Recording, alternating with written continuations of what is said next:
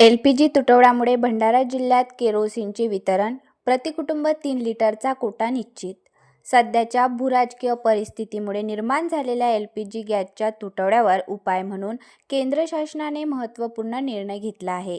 केंद्र सरकारच्या 12 मार्च 2026च्या आदेशानुसार LPGला तात्पुरता पर्याय म्हणून केरोसिनचे वाटप करण्यास मंजुरी देण्यात आली आहे.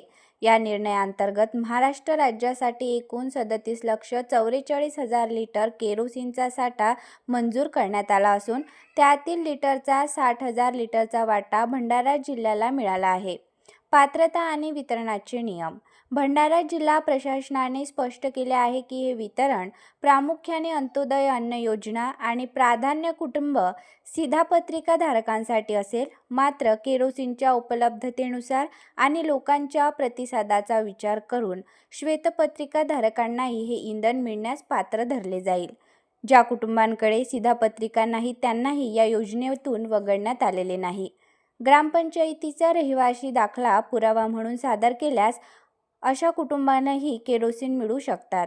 तसेच स्थलांतरित मजुरांना केंद्र किंवा राज्य शासनाचे ओळखपत्र दाखवून या सुविधेचा लाभ घेता येईल. अशी असेल वाटप प्रक्रिया.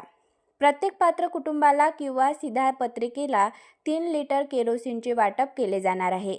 हे वाटप अधिकृत रास्त भाव धान्य दुकानदार आणि किरकोळ केरोसिन परवानाधारकांमार्फत केले जाईल.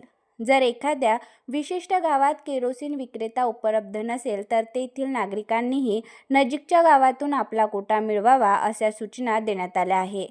भंडारा जिल्ह्यासाठी मंजूर झालेल्या 60,000 लिटर साठ्याच्या वाहतुकीसाठी एकूण 5 टँकरला परवानगी देण्यात आली आहे. मार्च आणि एप्रिल 2026 या महिन्यांसाठी तालुकानिहाय मागणीनुसार हे वाटप केले जाणार आहे.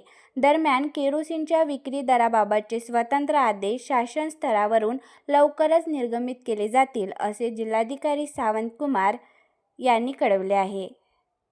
ब्युरो रिपोर्ट, बर्फातील ज्वाला न्यूज, पवनी, भंडारा.